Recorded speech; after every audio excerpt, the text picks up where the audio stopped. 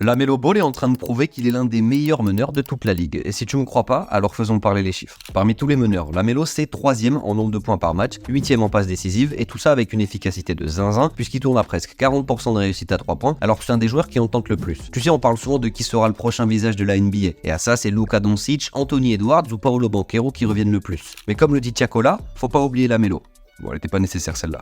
Bref, en fait, on a tendance à le zapper des discussions parce qu'après un début de carrière bien solide à Charlotte, il a eu des galères physiques les 2 dernières saisons avec seulement 36 et 22 matchs joués. Et comme tu le sais, en NBA ça va très très vite, donc la lumière s'est dirigée sur d'autres joueurs. Mais là, cette saison, il y a vraiment un truc à jouer. Avec la 10e place synonyme de play-in, c'est sûr que les Hornets vont tout faire pour rester dans la course. Et je pense que s'il n'y a pas de blessure, LaMelo devrait rappeler à tout le monde quel joueur il est vraiment. Un meneur spectaculaire, ça c'est sûr, mais avant tout un franchise player capable de porter son équipe dans les moments clutch. Et si tu veux un dernier argument, sache qu'il a rejoint une association pour laquelle chaque point marqué vaut 250 repas pour les animaux en refuge. Une bonne action qui lui donnera une motivation de plus pour en planter 35 par match. Et toi, tu penses quoi de ce joueur ?